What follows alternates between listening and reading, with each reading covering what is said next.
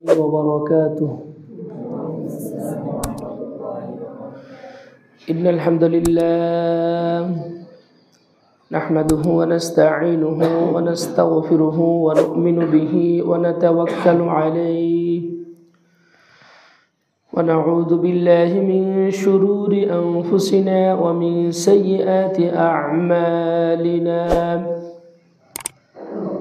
من يهده الله فلا مضل له ومن يضلل فلا هادي له. ونشهد أن لا إله إلا الله وحده لا شريك له. ونشهد أن سيدنا إيماننا قدوتنا حبيبنا طبيبنا وطبيب أرواحنا محمد الذي أرسله بالحق بشيرا ونذيرا وداعيا إلى الله بإذنه وسراجا منيرا. فقد قال الله تعالى في كلامه المجيد والفرقانه الحميد: أعوذ بالله من الشيطان الرجيم. بسم الله الرحمن الرحيم. الذين يؤمنون بالغيب ويقيمون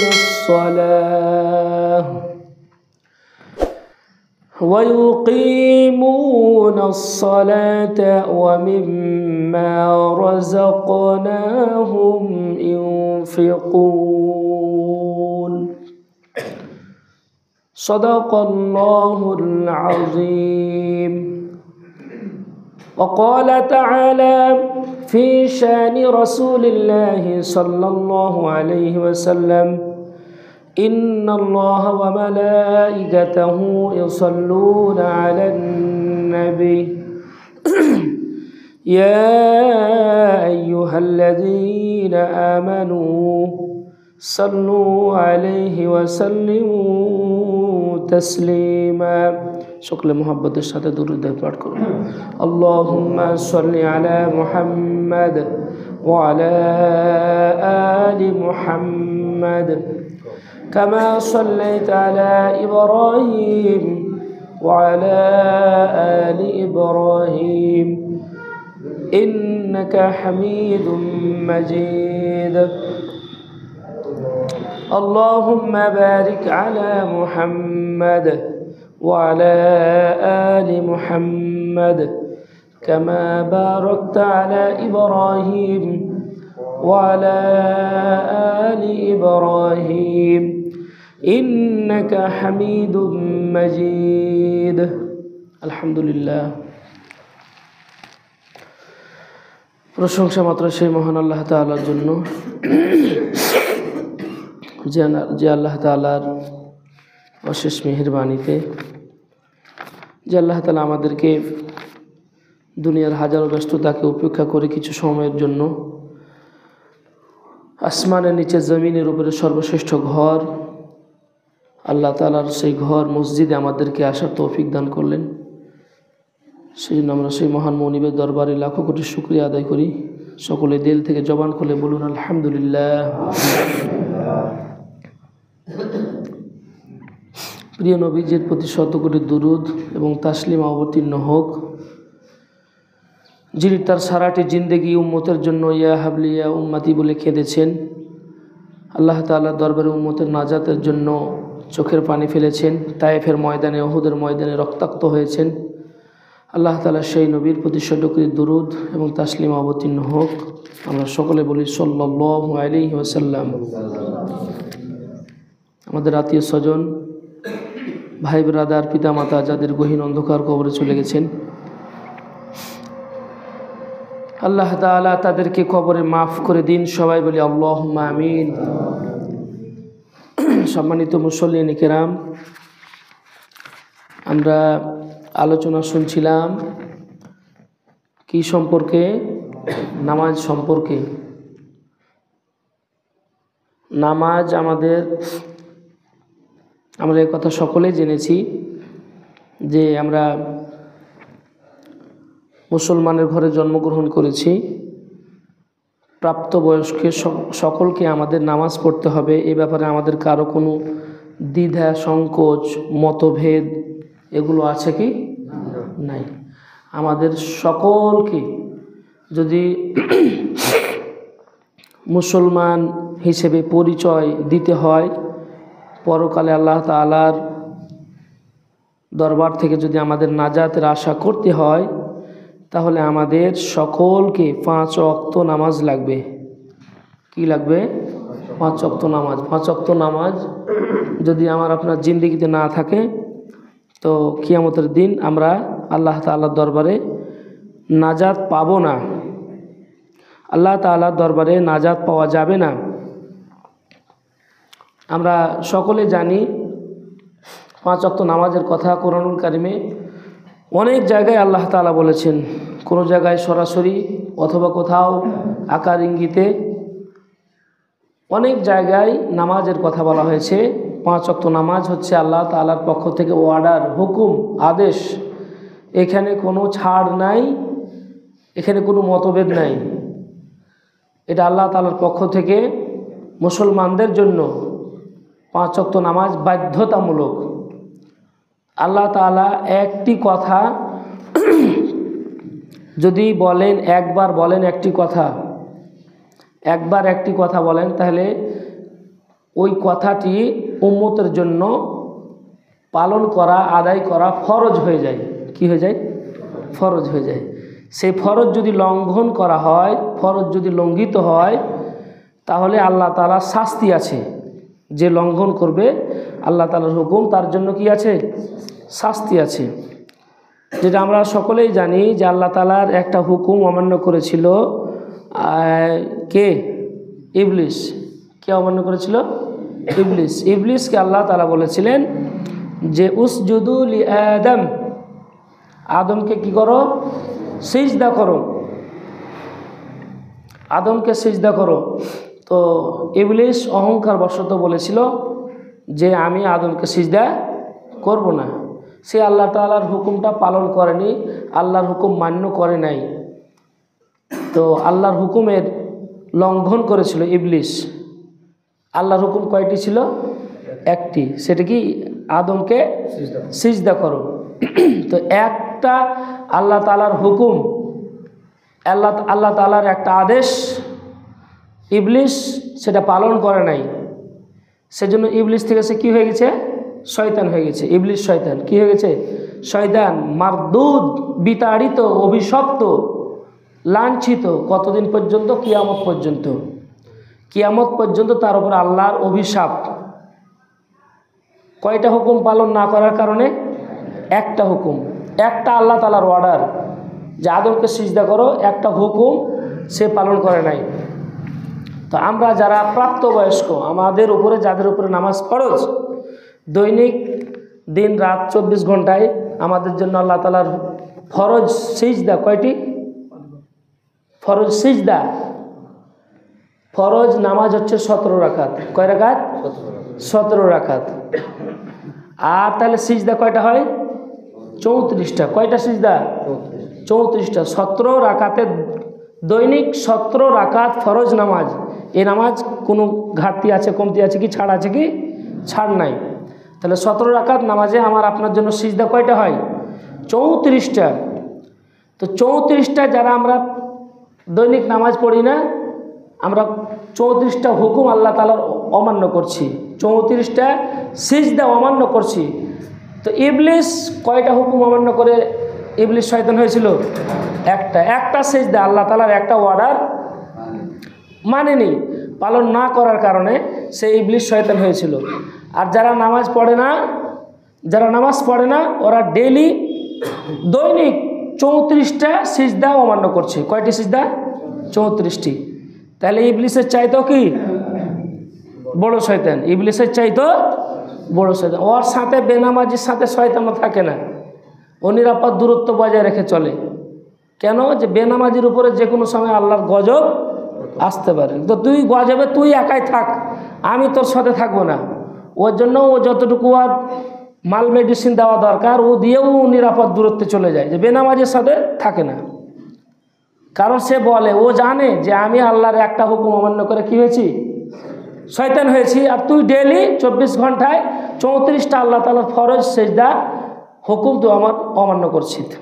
সম্মানিত মুসল্লিয়ান কিরাম, আল্লাহ তাআলা আমাদেরকে বুঝদান করুন, আমিন। আমরা নামাজের যে আলোচনা আমরা গত জুমায় শেষ করেছিলাম, যে নামাজ আমাদেরকে শৃঙ্খলা শিখায়। কি শিখায়? শৃঙ্খলা। নামাজ শৃঙ্খলা বোধ শিখায়, সোজা হয়ে দাঁড়ানো, কাতার সোজা করা, ঐক্য এবং মহাব্বত শিখায়। নামাজ আমাদের কি শিখায়? ঐক্য এবং মহাব্বত, ভালোবাসার বন্ধন, ঐক্য। আজকে আমাদের সমাজের ভিতরে অনৈক্য ধরেছে, ঐক্য আমাদের নাই। ঐক্যের ভিতরে আমাদের ফাটল ধরেছে। ঐক্যে কি ধরেছে? ফাটল ধরেছে। আজকে মুসলিম মিল্লাত, মুসলিম জাতি, মুসলমান জাতি হচ্ছে একটা জাতি। কয়টা জাতি? একটা জাতি। তার চাইতেও যদি আমরা গোড়ার কথায় যাই, তো আল্লাহ তাআলা বলছে, ইন্না হাযিহি উম্মাতুকুম উম্মাতাও ওয়াহিদা। গোটা দুনিয়ার মানুষই হচ্ছে একটা জাতি। গোটা দুনিয়ার মানুষই কি? একটা জাতি। তামাম বিশ্ববাসী, গোটা দুনিয়ার মানুষ বর্তমানে প্রায় 800 কোটি মানুষ। তো এই মানুষগুলো আসছে কোত্থেকে? ওই হযরত আদম আলাইহিস সালাম এবং মা হাওয়া থেকেই তো এসছে, নাকি বলেন? নাকি আসার আর অন্য কোনো পথ পন্থা ছিল? নাই। তো পরে মানুষ বিভক্ত হয়েছে, বিভিন্ন গোত্রে দলে বিভক্ত হয়েছে। তো মানুষ মূলত একটাই জাতি। তো আমরা মুসলমানরা হচ্ছে একটা জাতি। মুসলমানরা কয়টা জাতি? একটা জাতি। যারা নামাজ পড়বে তারা একটা জাতি, একটা উম্মত। এই জন্য তো জামাত মানে দলবদ্ধ, জামাত মানে সংঘবদ্ধ। যারা 5 ওয়াক্ত নামাজ পড়ে তারা একটা দল। কি এটা? দল। দলটা মাত্র 2টা। একটা হচ্ছে নামাজিদের দল, আর একটা হচ্ছে কি? বেনামাজি। নামাজের শিক্ষা থেকে যদি আমরা শিক্ষা গ্রহণ করি তাহলে আমাদের জীবন সুন্দর হয়ে যাবে। সুবহানাল্লাহ বলুন। কারণ দল তো মাত্র হচ্ছে 2টা। কয়টা দল? কোরআনুল কারীমে আল্লাহ তাআলা বলছেন হিজবুল্লাহ আর হিজবাশ শাইতান। একটা হচ্ছে আল্লাহর দল, আর একটা হচ্ছে কার দল? শয়তানের দল। যারা নামাজ পড়বে এরা কার দল? আল্লাহর দল। নামাজ পড়বে না, এটা শয়তানের দল। স্পষ্ট কথা, কোনো ভেজাল নাই। নামাজি আল্লাহর দল, বেনামাজি শয়তানের দল। মান তারাকা সালাতা মুতাআম্মিদান ফাকাদ কাফারা। সামনে কথাগুলো আসবে আমাদের, যে নামাজ পড়লো না ও কুফরি করলো, ওটা কাফের হয়ে গেল। তো যারা নামাজ পড়বে, নামাজ আমাদের শৃঙ্খলা শিখায়, আমাদের ঐক্য এবং মহাব্বত শিখায়। এই যে আমরা কাতারে দাঁড়াই, কাতারে আমরা একজন আরেকজনের কাঁধের সাথে কাঁধ মিলিয়ে, একজন আরেকজনের পায়ের সাথে পা মিলিয়ে, শরীরের সাথে শরীর ঘিষে, এই যে আমরা নামাজ আমাদের এই ট্রেনিং দিচ্ছে যে ঐক্য। কাতারে যত বড়লোক মানুষই দাঁড়ায়, আর একজন গরিব রিক্সাওয়ালা, কুলি মজুর, ঠেলাওয়ালা, সেও যদি দাঁড়ায়, তো যে বড় লোক ওর জন্য আলাদা জায়গা দেওয়া হবে নাকি? ওই গরিব লোকটা ওর পাশে দাঁড়াতে পারবে না? পারবে। এই উঁচু নিচুর ব্যবধান দূর করেছে নামাজ। বলুন সুবহানাল্লাহ। এই জন্য নামাজে ঐক্য এবং মহাব্বত শিখায়। নামাজে উঁচু নিচুর ব্যবধান, সমাজে আজকে আমাদের উঁচু নিচুর ব্যবধান, এই বৈষম্য আমাদের সমাজ তৈরি করেছে। কিন্তু নামাজ সমস্ত বৈষম্যকে দূর করে, ভেদাভেদ দূর করে, সমাজে উঁচু নিচুর প্রভেদ এবং ছোট লোক বড় লোক, মালিক আর শ্রমিকের বৈষম্য দূর করেছে নামাজ। কি আমাদের বৈষম্য দূর করতে শেখায়? নামাজ। নামাজ আমাদেরকে এই শিক্ষা দেয়। নামাজের ভিতরে যখন আমির দাঁড়ালো, ফকির দাঁড়ালো, মন্ত্রী দাঁড়ালো, আর মন্ত্রী সাহেবের ড্রাইভারও দাঁড়িয়ে গেল, একই কাতারে দাঁড়িয়ে গেছে।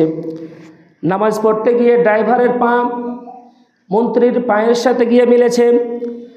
নামাজ শেষ হওয়ার পরে মন্ত্রীর বাবার ক্ষমতাও নাই ড্রাইভারকে এ কথা বলার যে বেটা ড্রাইভার, তোর পা আমার পায়ে লেগেছে, তোর চাকরি শুদ্ধ আমি দোজকে পাঠিয়ে দেব, এ কথা বলার অধিকার রাখে নাকি? এই কথা বলার অধিকার নাই। কারণ মিয়া মন্ত্রী সাহেব, এটা তোমার সেক্রেটারিয়েট নয়, এটা আল্লাহর ঘর। এটা কার ঘর? আল্লাহর ঘর। এখানে মন্ত্রীও নাই আর ড্রাইভারও নাই। মন্ত্রী আর ড্রাইভার সব কার গোলাম? আল্লাহ তাআলার গোলাম। এজন্য কবি বলছেন, এক হি সব মে খড়ে হো গয়ে মাহমুদ ও আয়াজ, एक ही सब में खड़े हो गए महमूद ও আয়াজ, न कोई बंदा रहा न कोई बंदा नवाज। সম্রাট মাহমুদ আর তার চাকর আয়াজ দুজনে আল্লাহ তাআলার নামাজে দাঁড়িয়ে গেছে, কাতারে দাঁড়িয়ে গেছে। সম্রাট মাহমুদ আর তার চাকর আয়াজ। এখন সম্রাট মাহমুদও নয়, চাকর আয়াজও নাই, সম্রাট আর চাকর দুজনে আল্লাহ পাকের গোলাম হয়ে গেছে। বলুন সুবহানাল্লাহ। এই শিক্ষা নামাজে আমাদেরকে শিখায় যে মসজিদে যে আসবে সে আল্লাহ তাআলার গোলাম, মসজিদে যে আসবে সে কি? আল্লাহর গোলাম। কার গোলাম? আল্লাহর গোলাম। কারণ মসজিদ কার ঘর? আল্লাহর ঘর। এই ঘরে যারা আসবে তাদের মর্যাদা, সকলের মর্যাদা আল্লাহ তাআলা বাড়িয়ে দেবেন। সুবহানাল্লাহ বলুন। দুনিয়াতে এমন কোনো ঘর নাই যে ঘরে আপনি যত ঢুকবেন ওই ঘরের মানুষ আপনার প্রতি আরও ভালোবাসা, বেশি মহব্বত বাড়বে, এমন কোনো ঘর নাই। আছে কি? যত ওই ঘরে আপনার যত কাছের মানুষ হোক, আপনার স্ত্রী হোক, আপনার মা হোক, আপনার বন্ধু হোক, ওই ঘরে ওর ঘরে আপনি যতবার ঢুকবেন আস্তে আস্তে আপনার প্রতি তার মহব্বত, ফিলিংস এটা কমে যাবে, মাইনাস হয়ে যাবে। এমনকি আপনার নবদম্পতি স্ত্রী, তার ঘরেও যদি আপনি বারবার ঢুকতে থাকেন, তার আকর্ষণ, তার ভালোবাসা, তার মহব্বত ওই স্বামীর প্রতি আস্তে আস্তে কি হয়ে যাবে? কমে যাবে। কিন্তু আসমানের নিচে, জমিনের উপরে আল্লাহ তাআলার এমন একটি ঘর রয়েছে যেই ঘরের নাম হচ্ছে মসজিদ। এই ঘরে দিনেও ঢোকা যায়, রাত্রেও ঢোকা যায়। বান্দা যত এই ঘরে আসবে, এই ঘরে বান্দা যত সময় থাকবে, আল্লাহ তাআলা তার দুনিয়া এবং আখিরাতে তার সম্মান মর্যাদা বাড়িয়ে দিবেন। বলুন সুবহানাল্লাহ। এই ঘরে যতই আসবে আল্লাহ পাক ততই সন্তুষ্ট হবেন। সুবহানাল্লাহ। যত আসা যায় এই ঘরে আল্লাহ তাআলা ততই খুশি হন, সন্তুষ্ট হন। তাহলে দুনিয়ার হিসাবের ব্যতিক্রম, দুনিয়ার হিসাবের ব্যতিক্রম। সুবহানাল্লাহ। তো এই নামাজ আমাদেরকে এই শিক্ষা দেয় যে কি? নামাজ আমাদেরকে ঐক্য এবং ভ্রাতৃত্ব, মহব্বত শিক্ষা দেয়। সেই নামাজ থেকে আমাদেরকে এই শিক্ষা নিতে হবে যে নামাজে আসলে আল্লাহ তাআলা এই ঘরে যত আসা যায় আল্লাহ তাআলা ততই সন্তুষ্ট হন এবং বান্দার মর্যাদা তত কি করে দেন? বাড়িয়ে দেন। সম্মানিত হাজিরিন, এরপরে নামাজ আমাদেরকে শিখায় পাঞ্চুয়ালিটি, নিয়মানুবর্তিতা। নামাজ আমাদের কি শিখায়? নিয়মানুবর্তিতা, পাঞ্চুয়ালিটি। নামাজ আমাদেরকে শিখায় সময়ের জ্ঞান। এই নামাজটা পড়তে হবে আমাদেরকে সময়ের দিকে হিসাব করে, সময়ের দিকে খেয়াল করে। সময় ছাড়াই নামাজ পড়লে কি নামাজ হবে নাকি? যখন খুশি তখন কি নামাজ পড়া যাবে? যাবে না। তা আল্লাহ তাআলা বলছেন, ইন্নাস সালাতা কানাত আলাল মুমিনিনা কিতাবাম মাওকুতা। আল্লাহ তাআলা বলেন, নিশ্চয় নামাজ মুমিনদের উপরে, ইমানদারদের উপরে নিয়মানুবর্তিতার সাথে ফরজ করা হয়েছে। নিয়মানুবর্তিতার সাথে, সময়ের সাথে নামাজকে ফরজ করা হয়েছে। নামাজ পড়তে হলে অবশ্যই সময়ের দিকে খেয়াল করে যথা সময়ে যথা নিয়মে নামাজ পড়তে হবে। সময়ের দিকে খেয়াল করে নামাজ পড়তে হবে। আন্দাজ মতো নামাজ পড়লে নামাজ হবে না। আপনি কোথাও যাবেন, কোথাও বের হবেন, এর জন্য নামাজের ওয়াক্ত এখনও আরম্ভ হয়নি, আপনি নামাজ পড়ে নিলেন, নামাজের ওয়াক্ত আরম্ভ হওয়ার আগেই নামাজ পড়ে নিলেন, সেই নামাজ কি হবে? হবে না। এই জন্য ইন্নাস সালাতা কানাত আলাল মুমিনিনা কিতাবাম মাওকুতা, আল্লাহ তাআলা বলছেন নিশ্চয় ঈমানদারদের উপরে, নামাজীদের উপরে, মুমিনদের উপরে নামাজকে ফরজ করা হয়েছে নিয়মানুবর্তিতার সাথে, সময়ের সাথে। সময় হলেই না আপনি নামাজ আদায় করবেন, আন্দাজ মতো নামাজ পড়লে নামাজ হবে না। আর এই নামাজ আমাদেরকে শিখায় সময়ের জ্ঞান। কিসের জ্ঞান? সময়ের গুরুত্ব, সময়কে অবহেলা নয়, সময়কে মূল্যায়ন করতে শিখায় কি? নামাজ। দৈনিক 5 ওয়াক্ত 24 ঘন্টার ভিতরে 5 বার আল্লাহ তাআলার ঘরে ঈমানদারদের হাজিরা দেওয়া ফরজ। 5 ওয়াক্ত নামাজে আসা কি? ফরজ। তো এটা 5 ওয়াক্ত নামাজে আসতে হলে সময়ের সাথে খেয়াল করেই আসতে হবে। আর এইখান থেকেই সময়ের জ্ঞান আমাদেরকে শিক্ষা দেওয়া হয়েছে। খুব ভালো করে লক্ষ্য করুন, যাদেরকে, যেই জাতিকে দৈনিক 5 বার 5 ওয়াক্ত টাইমলি সময় মতো নামাজ আদায় করতে হয়, সেই জাতির কাছে সময়ের কোনো দাম নাই। কি কথা, কি বুঝতে পারলাম? আমাদেরকে দৈনিক কয়বার মসজিদে আসতে হয়? সবাই বলুন কয়বার? 5 বার। এই 5 বার আসতে হয় সময় খেয়াল করে, নাকি যখন তখনই আমরা চলে আসি?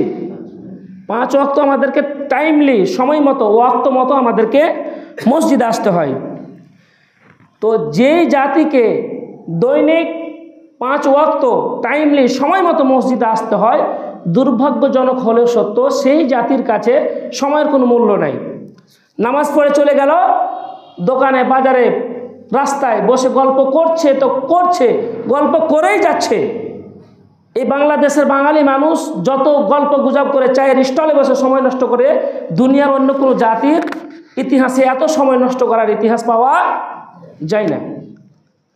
এই জন্য মুসলমানদের চাইতে, আমাদের চাইতে দুনিয়ার ভিন্ন জাতিরা, ইহুদি খ্রিস্টানরা, বেধর্মীরা, তারা উন্নত বেশি। কারণ আমাদের চাইতে তাদের সময়ের জ্ঞান কি? অনেক বেশি। 5 ওয়াক্ত নামাজে আসতে হয়, 5 ওয়াক্ত নামাজ পড়তে হয়, তারপরও সময়ের জ্ঞান থাকে না। মসজিদে আজান হয়ে যায়, মসজিদে আজান হয়ে যায়, তারপরও মসজিদে যাচ্ছি, এই বেরোচ্ছি, করতে করতে নামাজের ওয়াক্ত চলে যায়। কথা কি ঠিক কি না? ঠিক।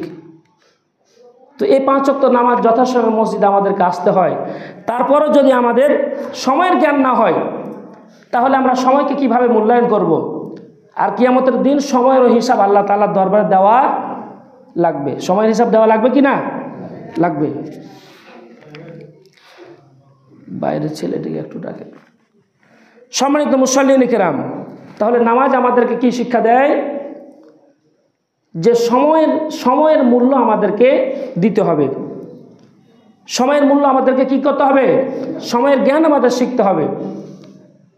আমরা সময়ের মূল্য দিতে পারি না, এই জন্য আমরা জাতীয় জীবনে সার্বিকভাবে আমরা উন্নত করতে পারি না। আমরা সবচেয়ে বেশি নষ্ট করি সময়। সবচেয়ে আমরা বেশি নষ্ট করি কি? সময়। 9টার গাড়ি কয়টায় আসবে? 9টার গাড়ি কয়টা আসবে? একদিন দেখা গেল যে সত্যি 9টার সময় চলে আসছে। ট্রেন স্টেশনের যাত্রীরা বলছে যে মাশাআল্লাহ, অন্তত একটা দিন তো 9টার সময় আসলো। তো স্টেশন মাস্টার বলছে যে এটা আজকেরটা না, এটা গতকালকেরটা।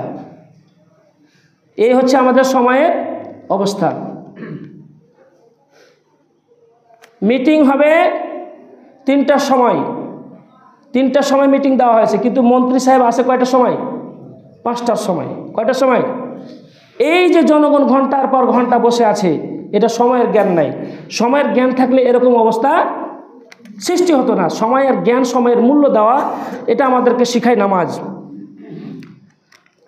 এবার ছোট্ট করে আপনাদেরকে বলবো যে বাংলাদেশের একজন স্বনামধন্য আলেম, তিনি যখন দাওয়াতের জন্য বিদেশে যেতেন, আমেরিকায় যেতেন, আমেরিকায় তিনি একটা বাড়িতে থাকতেন, নিউ ইয়র্ক সিটি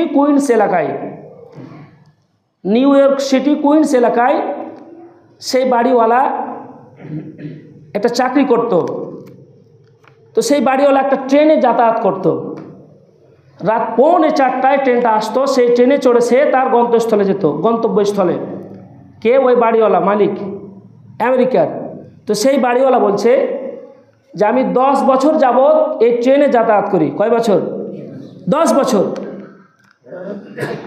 তো রাত 3:45 ট্রেনটা আসে, সেই ট্রেনে চড়ে সে তার গন্তব্যস্থলে যায়। তো সে বলছে যে 3:45 আমি 10 বছর যাবৎ এই ট্রেনটায় যাতায়াত করি, 1 মিনিটের জন্য এই ট্রেনটা একদিনের জন্য এদিক ওদিক হলো না। ঝড় হোক, বৃষ্টি হোক, স্নো পড়ুক, তুষার পড়ুক, যাই হোক না কেন, ঠিক জাস্ট ওই সময়ে ট্রেন এসে হাজির। তো দুনিয়ার ভিন্ন জাতিরা যে উন্নতি করে, আমাদের চাইতে তাদের সময়ের জ্ঞান অনেক বেশি। আমরা সময়ের মূল্য দিতে জানি না। সময়ের মূল্য বুঝে যেজন করে কাজ, তারা আজ স্মরণীয় জগতের মাঝ। যারা সময়ের মূল্য বুঝে কাজ করবে, তারাই জগতে চিরস্মরণীয়, বরণীয় হয়ে থাকবে। আর সময়কে অবহেলা করলে পস্তাতে হবে। সম্মানিত হাজিরিন, সময়ের মূল্যায়ন করা নামাজ আমাদেরকে শেখায়। এরপরে আমরা নামাজ থেকে শিখতে পারি যে নামাজের ভিতরে যে এই কথাগুলো এই শিক্ষাগুলো আমরা নিতে পারি যে সবচাইতে সময় চলে গেলে ফিরে আসে না। দুনিয়ার সব কিছু পাওয়া যায়, কিন্তু সময় চলে গেলে কি কোনো কিছুর বিনিময়ে সময় পাওয়া যাবে? সময় পাওয়া যাবে না। সময়কে মূল্যায়ন করা এই নামাজের মাধ্যমে শিক্ষা আমরা নিতে পারি। এবার আপনাদের সামনে বলতে চাই, আল্লাহ পাকের নবী জনাবে মুহাম্মদুর রাসূলুল্লাহ সাল্লাল্লাহু আলাইহি সাল্লাম, এতক্ষণ তো আমরা কোরআন থেকে কথা শুনলাম। এবার নামাজের ব্যাপারে আল্লাহ তাআলার নবী কি বলেন? আল্লাহ তাআলার নবীকে প্রশ্ন করা হয়, ইয়া রাসূলুল্লাহ আইয়ু শাইইন আহাব্বু ইনদাল্লাহি ফিল ইসলাম, ইয়া রাসূলুল্লাহ আইয়ু শাইইন আহাব্বু ইনদাল্লাহি ফিল ইসলাম, ইসলামের মধ্যে আল্লাহর কাছে কোন জিনিসটা বেশি প্রিয়? খুব মনোযোগ সহকারে শুনি। আল্লাহ নবীকে প্রশ্ন করা হয়, ইয়া রাসূলুল্লাহ ইসলামের মধ্যে আল্লাহর কাছে কোন জিনিসটা বেশি প্রিয়? নবীজি বলেন, আস-সালাতু লিওয়াক্তিহা, মান তারাকা সালাতান ফালা দীনা লাহু ওয়াস-সালাতু ইমাদুদ্দিন। আল্লাহ তাআলা নবী বলেন, সময় মতো নামাজ পড়া এটা হচ্ছে আল্লাহ তাআলার কাছে সবচাইতে বেশি প্রিয়। বলুন সুবহানাল্লাহ। সময় মতো যথা সময়ে নামাজ আদায় করা, মান তারাকা সালাতান ফালা দীনা লাহু ওয়াস-সালাতু ইমাদুদ্দিন। আর যে ব্যক্তি স্বেচ্ছায় নামাজ ত্যাগ করলো, যে স্বেচ্ছায় নামাজ পরিত্যাগ করলো, নামাজ ছেড়ে দিল, সে যেন দিন থেকে বেরিয়ে গেল, সে তার দিনকে ধ্বংস করলো, ইসলাম থেকে সে খারিজ হয়ে গেল, বের হয়ে গেল। বলুন নাউযু বিল্লাহ। কারণ ওয়াস-সালাতু ইমাদুদ্দিন, নামাজটাই হচ্ছে দিন, নামাজটাই হচ্ছে ইসলাম, নামাজটাই হচ্ছে জিন্দেগি। তাহলে আল্লাহ নবী কি বলছেন? নবীকে প্রশ্ন করা হয় যে ইসলামের সবচাইতে কোন কাজটি উত্তম? নবীজি বলেন, আস-সালাতু লিওয়াক্তিহা, সময় মতো নামাজ আদায় করা। খেয়াল খুশি অনুসরণ করে নামাজ পড়লে নামাজ হবে না। দুনিয়ার সব কাজ করে আপনি তারপরে মসজিদে আসবেন, জি না, এত সহজ নয়। একজন মুসল্লি হাজী সাহেব, ৮০-৮২ বছর বয়স, বলছে জুমার দিনে একেবারে শেষ দিকে এসে বসে আছে। তো জিজ্ঞেস করে, চাচা এত দেরি কেন আজকে? বলছে পুয়ালটি শুকাছিলাম। কি করছিলাম? পুয়ালটি শুকাছিলাম। পুয়াল শুকার জন্য নামাজ অবস্থা শেষ, অথচ বয়সের শেষ প্রান্তে। গোটা দুনিয়া ৮০-৮২ বছর দুনিয়া করে জি ভরেনি, একেবারে। কালকে একজন শুনলাম গাড়ি নিয়ে খুব রেগে গেছে, তো বলছে চাচা অর্ধেক কবরে চলে গেছে, তারপরে এখনো মুখের ভাষা ঠিক হয়নি। তো আমাদের সব দুনিয়া ৮০-৯০ বছর ধরে দুনিয়া করেও দুনিয়ার মায়া মহব্বত শেষ হয় না। একজন মুসল্লিকে, হাজী সাহেব মুসল্লি, ওই ৮০-৮৫ বছর বয়স, দেখছি মসজিদে একদিন খুব মনোযোগ, মানে মন ভারী করে বসে আছে। তো জিজ্ঞেস করা হলো, কি খবর, এত মন টন ভারী কেন? তো তার একটা পতিনের নাম ছিল বুসরা। তো বলছে যে বুসরাকে নিয়ে একটু চিন্তাতে আছে। তো কি বুসরাকে নিয়ে কিসের চিন্তা? সবারই বিয়ে শাদী দিয়া হয়ে গেল, পতিনটার বিয়ে কখন দিব? চিন্তা করে যে পতিন হয়েছে একটা ৫-৭ বছর বয়স, এই প্রতিনটাকে নিয়ে কি ওর চিন্তা, মসজিদে এসে মন ভারী করে বসে আছে। কিন্তু আল্লাহর হুকুম হইলে যে 1 সেকেন্ডের ভরসা নাই, দুনিয়া কি করলাম আর কি নিয়ে কবরের দিকে যাচ্ছি, এটা একবারের জন্য চিন্তা হয় না। বড় আফসোস। নামাজ আমাদেরকে এই জিনিসগুলো শিখায় যে আল্লাহর কাছে সবচাইতে বেশি প্রিয় হলো কি সময় মতো নামাজ আদায় করা। সময় মতো কি নামাজ আদায় করা। আর যে নামাজ আদায় করলো না সে দিন থেকে কি হয়ে গেল, খারিজ হলো। আর দিনে কোনো অংশই নাই, ও দিন থেকে বের হয়ে গেল, বেদিন। লা দিন লিমাল্লাহ সালাত আলাহু, আল্লাহ তাআলা নবী আরো বলছেন লা দিন লিমাল্লাহ সালাত আলাহু, যার নামাজ নাই তার দিন নাই, তার ঈমান নাই। যার নামাজ নাই তার কি নাই, দিন নাই, ঈমান নাই। আরেকটি হাদিস বলে শেষ করব। আল্লাহ তাআলা নবী বলেন ওয়ান জাবির রাদিয়াল্লাহু তাআলা আনহু قال قال رسول الله صلى الله عليه وسلم بين العبد وبين الكفر ترك الصلاة। আল্লাহ তাআলা নবী বলেন আল্লাহর বান্দা আর কাফের, আল্লাহর বান্দা আর কাফের দুইজন ব্যক্তির মধ্যে পার্থক্য হলো নামাজ। যে নামাজ পড়ে সে আল্লাহর বান্দা, আর যে নামাজ পড়ে না সে শয়তানের বান্দা, সে কাফের হয়ে গেল। বলুন না আউযুবিল্লাহ। তাহলে আল্লাহর বান্দা এবং শয়তান কাফের, এর ভিতরে দুইটা পার্থক্য। একটা আল্লাহর বান্দা অর্থাৎ মুসলমান এবং অমুসলিম, মুসলিম এবং মুশরিক, হিন্দু বেদিন, যার কোনো ধর্ম নাই ইসলামের বাইরে, মুসলমান এবং কাফের, এর ভিতরে পার্থক্য হলো যে নামাজ পড়ে সে মুসলমান, সে আল্লাহর গোলাম, আল্লাহর বান্দা। আর যে নামাজ পড়ে না সে শয়তানের গোলাম, শয়তানের বান্দা, সে কাফের হয়ে গেল। বলুন না আউযুবিল্লাহ। কারণ আল্লাহ তাআলা নবী স্পষ্ট বলছেন মান তারাকা সালাতা মুতাআম্মিদান ফাকাদ কাফারা, যে ইচ্ছা করে নামাজ ছেড়ে দিল সে কুফরি করলো। যে নামাজ ছেড়ে দিল ইচ্ছা করে সে কি করলো, কুফরি করলো। নাউযুবিল্লাহ। এখন নামাজ যে ছেড়ে দিল সে কি নিজের ইচ্ছায় ছাড়লো না তাকে কেউ ছাড়তে বাধ্য করেছে? নিজের ইচ্ছাতেই ছেড়েছে, নিজের ইচ্ছাতেই কি ছেড়েছে। তো নামাজ যদি আদায় করা না হয়, 5 ওয়াক্ত নামাজ যদি না পড়ে, তাহলে মুসলমান থাকার কোনো সম্ভাবনা নাই। মুসলমান থাকা যাবে না। কারণ মুসলমানের সমস্ত আমল ইবাদতের 1 নম্বর ইবাদত হচ্ছে কি সালাত, নামাজ। সবাই বলুন 1 নম্বর আমল ইবাদত হচ্ছে কি সালাত। আমরা সম্ভবত 10 জুমা থেকে নামাজের এই ধারাবাহিক আলোচনা আমাদের চলছে। 10 জুমারও সম্ভবত বেশি হবে। এই নামাজ থেকে আমরা কি শিক্ষা গ্রহণ করছি? সম্মানিত হাজিরিন, আমাদের আরও বিস্তারিত কথা আসবে। আমাকে আপনাকে বুঝতে হবে যে নামাজে যখন আসি মসজিদে, মসজিদ কার ঘর? আল্লাহর ঘর। নামাজে যখন আসি আল্লাহর ইবাদতের জন্য আসি, আল্লাহ সন্তুষ্টির জন্য। কার সন্তুষ্টি? আল্লাহ সন্তুষ্টি। আল্লাহ সন্তুষ্টির জন্য আসি। এখানে একটা কাজও নিজের মন মতো করলে কি হবে নাকি? হবে? হবে না।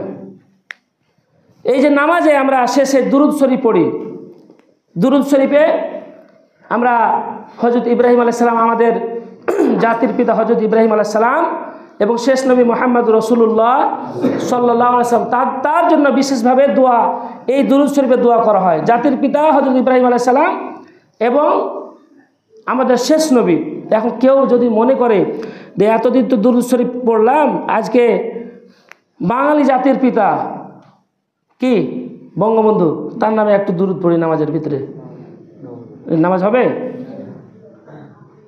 তো নামাজের কোনো একটা লফজ, একটা শব্দ আপনার খেয়াল খুশি মতন উচ্চারণ করা, জিহ্বাতে উচ্চারণ করা পারমিশন দেওয়া হয় নাই। সব কিছু আপনাকে A to Z, আল্লাহু আকবার তাকবীর থেকে শুরু করে সালাম ফেরানো পর্যন্ত সমস্ত কথা আল্লাহর রাসূল শিক্ষা দিয়েছেন। কে শিক্ষা দিয়েছেন? আল্লাহ রাসূল। মসজিদ আপনি কিভাবে ঢুকবেন, কিভাবে বের হবেন, সব কিছু বলে দেওয়া হয়েছে। তো আমরা এত কথা বলার পরও, এত কথা শোনার পরও আমরা প্রায় দেখি, অনেক সময় দেখতে পাই জুমার দিনে যে আমরা সালাম ফেরানোর পরে অধিকাংশ মুসল্লি বের হয়ে হট হট হট করে চলে যায়। এটা কেন? আপনি কিসের জন্য, কাকে আপনি নামাজ পড়া দেখাতে আসেন এখানে? আপনি কার সন্তুষ্টির জন্য আসেন? মানুষের সুবিধা অসুবিধা থাকতে পারে, কিন্তু প্রতিদিন নিয়ম করে ওই মানুষগুলো কেন চলে যান? জুমার নামাজ পড়তে আসে আপনি কেন চলে যান? জুমার নামাজ তো ফরজ, এটা আল্লাহ তাআলার বিধান। ইয়া আইয়ুহাল্লাযিনা আমানু ইযা নুদিয়া লিস-সালাত, আল্লাহ তাআলা বলছেন জুমার দিনে যখন আজান দেওয়া হয় তখন দুনিয়া থেকে, ব্যবসা বাণিজ্য, সমস্ত কাজকর্ম থেকে ফারেক হয়ে আল্লাহর ঘর মসজিদের দিকে দৌড়াও। কোন দিকে দৌড়াও? মসজিদে। মসজিদে এসে ইমাম সাহেবের খুতবা শুনো। খুতবা শোনা ওয়াজিব। ইমাম সাহেবের সাথে 2 রাকাত ফরজ নামাজ আদায় করলে তারপরে যে সুন্নাত নামাজ, এটা কি পড়ার দরকার আছে না? আছে। ফরজ নামাজের ঘাটতি পূরণ করা হবে কিয়ামতের ময়দানে সুন্নাত নফল নামাজ দিয়ে। সুবহানাল্লাহ বলুন। তা আমরা কি এতই আমরা নিশ্চিত হয়ে গেছি যে আমরা যে ফরজ নামাজ পড়লাম এতে আমরা জান্নাতে চলে যাব? এতই আমরা নিশ্চয়তা কোথায় পেলাম? হযরত উমর রাদিয়াল্লাহু তাআলা আনহু, হযরত আবু বকর, তাদেরকে আল্লাহ তাআলা আল্লাহর পক্ষ থেকে জান্নাতের সার্টিফিকেট দেওয়া হয়েছে দুনিয়াতে, আশারে মুবাশশারা। তারাও আল্লাহ তাআলার ভয়ে, কিয়ামতের ময়দানের ভয়ে তারাও অশ্রু ঝরিয়ে কাঁদতেন। আর আজকে আমরা ফরজ নামাজ পড়তে আসি, জুমার নামাজে আসি, সালাম ফেরানোর সাথে সাথে আমরা চলে যাই মসজিদ থেকে। এই কাজটি যারা করেন অত্যন্ত এটা অন্যায় কাজ। আমরা এর পূর্বে বহুবার আপনাদেরকে নিষেধ করেছি। যারা করেন এই কাজটি তাদেরকে আমরা সবিনয় অনুরোধ করব যে এইরকম আচরণ আল্লাহর ঘর মসজিদে আল্লাহর হস্তে বন্ধ করবেন। আল্লাহর হস্তে এই আচরণ আপনি বন্ধ করবেন। আপনার খুব তাড়া থাকলে আপনি সুন্নাত 2 রাকাত 4 রাকাত পড়ে আপনি একটু নিয়মের ভিতরে আপনি মসজিদ থেকে যান। সালাম ফেরা হলেই আপনি চলে গেলেন। অনেক দিন আগে আমাদের ঈদগাহে একজন ঈদগাহের ইমাম সাহেব বলেছিলেন যে সালাম ফেরানোর পরে এভাবে মুসল্লি চলে যায়। তিনি বলছিলেন যে যারা মনে হয় এভাবে চলে যায় তারা ফজরের নামাজ পড়েছে কিনা আমার সন্দেহ। তো এইভাবে এই আচরণ যারা করে আমরা বুঝবো যে তারা 5 ওয়াক্ত নামাজি আসলে মুসল্লি নয়। এটা শুক্রবার জুমার দিনে আসে মানুষকে দেখানোর জন্য আসে, আল্লাহ সন্তুষ্টির জন্য আসলে প্রতিদিন এই আচরণ আমাদের হওয়া এটা উচিত নয়। আল্লাহ তাআলা আমাদের সকলকে বুঝ দান করুন। সকলেই বলুন আল্লাহুম্মা আমিন। আসসালামু আলাইকুম ওয়া রাহমাতুল্লাহ। জিনা সুন্নাত নামাজ